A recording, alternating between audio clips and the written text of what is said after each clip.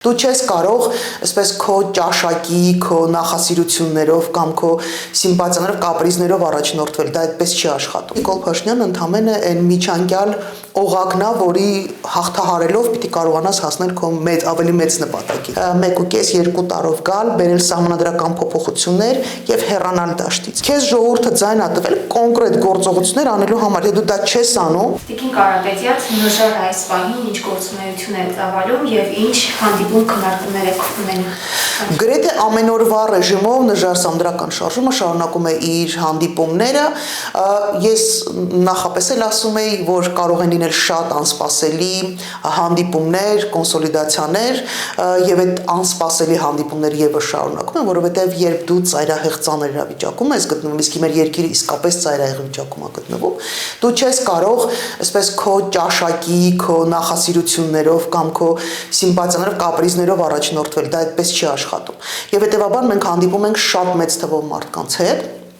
Արդյունքի մասին դեռ դրական արդյունքի, այսինքն կոնսոլիդացնելու հնարավորության մասին դեռ խոսել չի լինում, բայց մի քանի ամիս կա եւ ես կարծում եմ նախ այդ հնարավորությունը կորուսյալ չի, մենք դեռ կարող ենք հաշիվ տալ, բոլոր ուժերը կարող են իրենց հաշիվ տալ ու փորձել համախմբվել, որովհետեւ Նիկոլ Փաշինյանին հեռացնելու նպատակը, այսինքն Նիկոլ Փաշինյանին հեռացնելու նպատակը պետք է չդրվի, պետությունը վերականգնելու, ոտքի կանգնեցնելու նպատակ պետք է դրվի, Նիկոլ Փաշինյանը ընդամենը այն միջանկյալ օղակն է, որի հաղթահարելով պիտի կարողանաս հասնել քո ավելի մեծ նպատակին, որտեղ մեկ անգամ մենք արդեն այդ դժբախտ պատահարը ունեցել ենք, երբ փողոցում ասում էին Քայլարա Մերժի Սերժին, իսկ թե ինչ ալինելու հետո, այնպես ոչ մեկ չէր ասում, շատ կարևոր է ասել Քայլարա Մերժի Նիկոլին ու հետո ինչ, այ հետո ինչին սպասում է մեր ժողովուրդը, որովհետև այդ հանրային նաև սպասումն է ձևավորվել, ես կարծում եմ մենք բանակցում ենք այդ սպասման եւ առավել արդյունավետ գործողությունների շուրջ պայմանավորվածությունների մասին ենք խոսում հիմա ու խոսում ենք շատ շատերի հետ։ Եվ այդ հետո ձեր պատկերացմամբ ինչպես է լինելու, դուք ինչ եք առաջարկում Նիկոլ Փաշինյանին մերժելուց հետո նժարը ինչ է առաջարկում։ Մենք վերլուծել ենք շատ հետաքրքիր ու երկար վերլուծություն ա եղել, տարբեր թիմեր առանձին աշխատել են ու բոլորս եկել ենք նույն եզրահանգման, որ այսինքն ախտորոշել ենք իրավիճակը։ Ցավն նրանն է, որ մեզ մոտ ամբողջ աշխարհում ընդունված կառավարման մոդելները մեզ մոտ չեն աշխատում, ուղղակի չեն աշխատում։ Եվ չեն աշխատում ոչ թե որովհետև մենք ի վիճակի չենք որպես ժողովուրդ, այսինքն այնքան վատն ենք, մնացածը լավն են, չէ, ուղղակի մնացած երկրներ իրենք անցել են շատ երկար ճանապարհ, իրենք ունեն ձևավորված էլիտաներ, իրենք ունեն օրենքներից զատ ձևավորված ավանդույթներ, հա, բազմաթիվ գործոններ կան, որոնք թույլ են տալի այն մոդելները կառավարման, որոնք որ կան, թույլ են տալի աշխատել նորմալ, արդյունավետ, տեղ-տեղ վրիպակներով, բայց ստեյցիան ոչ թե գնում են կործանման։ Մենք հասկացել ենք, որ կառավարման մոդելի փոփոխությունն է, որ մեզ հնարավորություն կտա մեկ անձի ձեռքից վերցնել այդ ամբողջական իշխանությունը։ Չի կարող մեկ անձ անկախ իր ամենալավ մարդ լինելուց, որովհետև մենք կարող ենք մի անգամ մեզ հաջողի ու մենք ունենանք շատ լավ բարեխիղճ, կիրթ, գրագետ, հայրենասեր կառավարիչ, որը կբերի եւ ներդրումներ եւ փոփոխություններ։ Հաջորդիվ կգա մի տգետ, ինչ ասեմ, դավաճան ու անխիղճ ինչ որ մեկը, ու մենք նորից կվերադառնանք նույն իրավիճակին, որտեղ սեփականությունից մարդկանց կզրկեն, որտեղ ներդրողները կհեռանան, որովհետև պաշտպանված չեն, որտեղ արդարադատության համակարգը նորից իր մեկի տակ ամբողջությամբ կտեղավորվի հրամաններով, SMS-ներով հրամաններ կտա մարդկանց անազդեցության։ Այսինքն մենք պիտի ստեղծենք համակարգ, որի պայմաններում մի հոգին այլևս այդ արքայից արքաստեղ չի զգալու, եւ դա է լավագույն տարբերակը, քանի դեռ մենք չենք ձևավորել էլիտաներ, որոնք որ կկարողանան նաեւ զսպել այդ process-ները սովորույթի նաև համաձայն, հա, այդ մտածողության փոփոխության, մենտալիտետի փոփոխության արդյունքում, իսկ դա շատ երկար ժամանակ է պահանջում։ Հիմա մենք պիտի հեղափոխական, լավ իմաստով հեղափոխական, այսինքն արագացված process-ով, վերևից ներքև, ոչ թե ժողովրդի պահանջով, թեպետ ժողովրդի պահանջի միջալուց կա։ Երբ մենք խոսում ենք փոփոխությունների մասին, փոփոխությունների անհրաժեշտության մասին, համակարգային փոփոխությունների անհրաժեշտության մասին, շատերը այտենց քմծիծաղով ասում են, այս հասարակությունը չի հասկանա, շատ կարճ ժամանակ հետո այդպիսի պահանջ ձևավորվեց եւ դա մենք ենք սկսել այդ պահանջը այսպես տրանսլյացիա անելը հասարակությանը ու հիմա արդեն չկա գրեթե տեխնացու վարչապետի տեխնացու կամ թիմ, որը դրա մասին չի խոսում։ Միջև անգամ Ռոբերտ Քոչարյանը խոսում է համակարգային փոփոխությունների անհրաժեշտության մասին։ Իսկ դա նշանակում է, որ իրենք ուղղակի ստուգել են մարդկանց կարծիքները, ունեն այդ հարցումների արդյունքները ու հասկանում են, որ մեր հասարակությունը շատ լավ է պահանջը, շատ լավ հասկացել է եւ շատ լավ նման պահանջ է ներկայացնում։ Նաև մեր տեղեկությունների համաձայն այս ընթացքում նժարը պարբերաբար հանդիպումներ է ունենում տարբեր կուսակցությունների հետ, ինչպես ապրելու երկիր կուսակցությունը, ՀԱԿ-ը, Հայաքվեն։ Ես կխնդրեմ դուք նշեք այս ընթացքում որ ուժերի հետ եք հանդիպում քննարկում ունեցել եւ որ ուժերի հետ որ հարցերի շուրջ եք ընդհանուր հայտարարի եկել։ Քանի դեռ չկա վերջնական պայմանավորվածություններ, թեպետ հիմա տեսնում եք արդեն ձևավորվում են թիմերը, տարբեր կուսակցություններ կամ նախաձեռնություններ իրենք արդեն հայտարարում են իրենց այս կամ այն թիմի միանալու մասին, բայց միևնույնն է ես դեռ շարունակում եմ պնդել, որ մենք կարող ենք ունենալ շատ ավելի լայն կոնսոլիդացիա, իսկ դա իսկապես շատ կարևոր է։ Սա անձնական ամբիցիաներից դուրս կամ վեր դրված հարց պիտի լինի, որովհետև միայն այդպես է հնարավոր հեռացնել Նիկոլ Փաշինյանին, բ ստեղծել իրավիճակ, որտեղ իսկապես խորքային փոփոխություններ կարվես պետության մեջ։ Դրա համար ես ոչ թե խուսափում եմ անուններ հնչեցնելուց, այլ ես չեմ ուզենա տեսակետներ հնչեցնել, որոնք կարող են խանգարել ինչ որ этаպում այդ համագործակցության, միասնականության ձևավորման, որովհետև ստեղ անձնական սիմպաթիաների կամ ամբիցիաների հարց չի։ Ստեղ շատ հստակ պետության շահն է դրված ու ոչ մի վարկյան կամ ոչ մի հնարավորություն չի կարելի բաց թողնել այն միավորվելու համար։ Բայց ինչպես եք մասնակցելու համապետական ընտրություններին, որպես առանձին ուժ, թե այս ընթացքում, այս 3 ամսվա ընթացքում հնարավոր է տեսնենք, որ նժարը միացավ X թիմին օրինակ։ Մենք դեռ շարունակում ենք այդ բանակցությունները եւ կարծում ենք, որ մենք մասնակցություն մի պահ կար, երբ որ մտածում ենք արդյոք արժի մասնակցել, թե չէ, եթե փոշիացման process-ն է գնալու, բայց նաեւ զուգահեռաբար հասկանում ենք, որ չկա նաեւ այն նիշան ծածկող, այսինքն հասարակության այն պահանջը բավարարող թիմ կամ բևեր կամ չգիտեմ համայնք չկա, էլի թիմ չկա եւ ամենայն հավանականությամբ մենք կմասնակցենք ինչ բանաձևով ինչ թիմով դեռ բանակցությունները շարունակվում են, գուցե շատ ավելի ընդլայնված տարբերակ լինի, բայց մասնակցել ենք, որոշումը այս պահի դրությամբ մասնակցելն է։ Կարապետյանց նաև քաղաքական դաշտում նկատում ենք նոր ուժեր, շնորհապետական կուսակցությունը,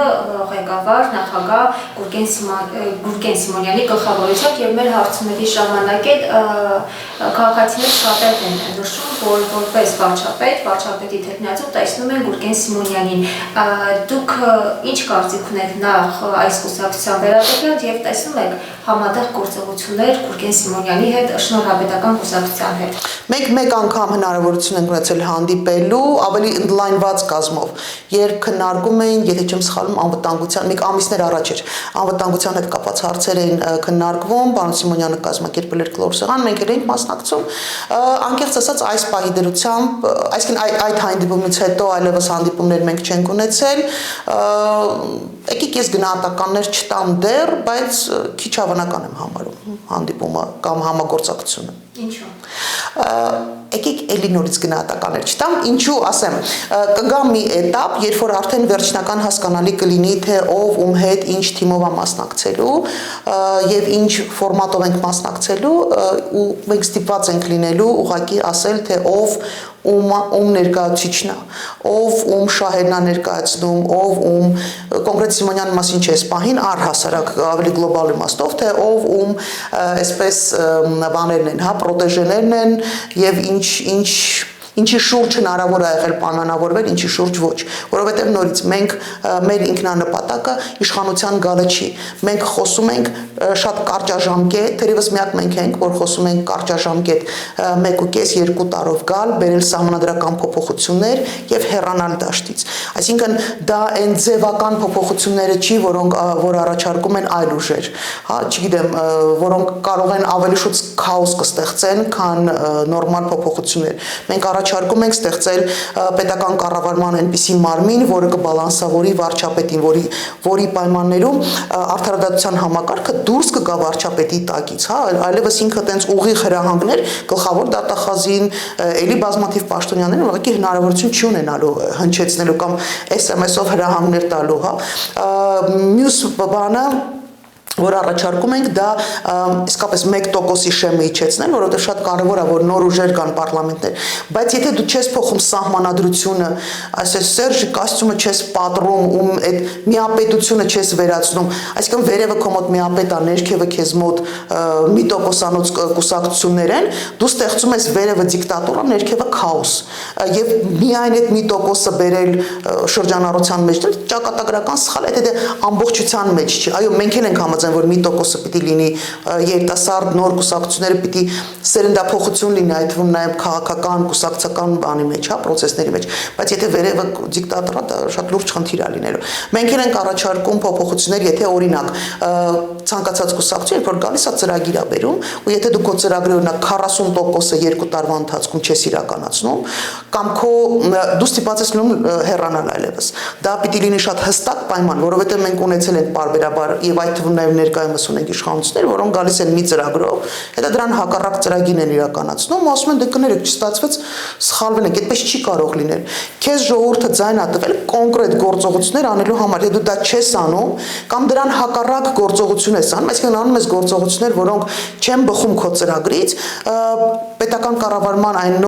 պետխորհուրդը ինքը հնարավորություն ունի նաև վետո դնի քո որոշումների վրա, որովհետև մի բան է, որ քեզ ժողովուրդը թույլ է տվել, օրինակ գնալ, ինչ ասեմ, ժողովուրդը թույլ է տվել, որ դու գնաք ցեղասպանություն օրինակ ուրանալու ճանապարհով։ Եթե ամբողջ ժողովուրդը դա որոշել է, մենք չենք կարող դա կասեցնել։ Բայց եթե դու դա չես ընդունել ու հետո գալիս ես ասում ես, այ իմ նպատակների մեջ մի նպատակի լավացել, ու ես գնում եմ օրինակ ցեղասպանության ուրացման ճանապարհով, այդ որոշումների վրա կարող են վետո դնել ու պարտավոր են վետո դնել։ Այսինքն հակապետական, հայկական բոլոր են որոշումները, որոնք քո ծրագրում չկա, պիտի ուղղակի կասեցվի։ Էլի կան պայմաններ, որոնք ավելի ընդլայնում են։ Պարզա որ ծրագիրը ավելի մեծ, ավելի լայն է, բայց համակարգային փոփոխության իմաստը հենց դրանումն է։ Կառավարման մոդելի փոփոխություններ եւ դետալներ, որոնք հնարավորություն կտան, այսինքն անորոշության մեջ ժողովրդին չապրել, որ ամեն անգամ, երբ որ վարչապետը չի իրականացնում, իշխող կուսակցությունը չի իրականացնում իր պլանները կամ իր պլաններին հակառակ գործողություն անում, հետո կոչ չանի ասում, դե եթե համաձայն չեք դուրս եկեք փողոց, վայ։ Այսինքն այս ժողովուրդը ինձ դրա մասին է ուզում ասել, Նիկոլ Փաշինյանը բարբերաբար ասում է, եթե ինձ հետ համաձայն չեք, նույնը նաև Արցախի հարցի վերաբերյալ էր ասում, եթե ինձ հետ համաձայն չի ժողովուրդը, ապա դուրս գա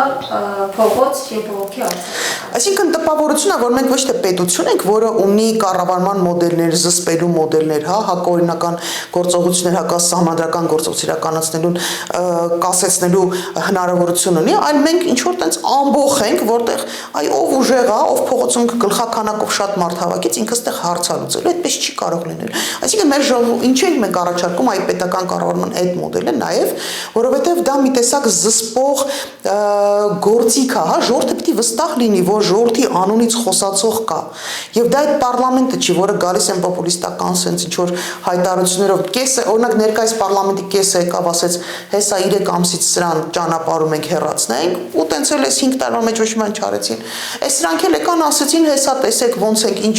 էլ Հադրուտ, էլ Շուշի, էլ չգիտեմ ինչ, հետո էլ ասում Ժորժ ջան սխալվել ենք, կներեք, ասում մենք գնացինք տներով, եթե դեմ եք դուրս եկեք փողոց, այսպես սա չի կարող աշխատել։ Այսինքն պիտի լինի մարմին, որը կներկայացնի ժողովրդին եւ այդ հակաօրինական որոշումների վրա վետո դնելու հնարավորություն կունենա։ Մեր շատ հաճախ ասում են, իսկ դա չի խանգարի արդյոք բնականոն աշխատանքին։ Չէ, իհարկե չի խանգարելու, որովհետեւ պետխորհրդում նստած մարդիկ հո անմեղ սունակներ չեն, հո խելագարներ չեն, լավ մի հոգի խելագար կարա լինի, ու մենք այդ խելագարին չկարողանանք հեռացնել պաշտոնից, բայց ենթադրել, որ Հայաստանի Հանրապետությունում չկան մարդիկ, ովքեր որ կարող են adekvatության սահմաններում որոշումներ կայացնել հանուն Հայաստանի Հանրապետության, շուրջ այդ դեպքում ասում ես պետությունը ինչի համար է պետք։ Իսկ մենք ունենք այդպիսի մարդիկ, ուղղակի իրենք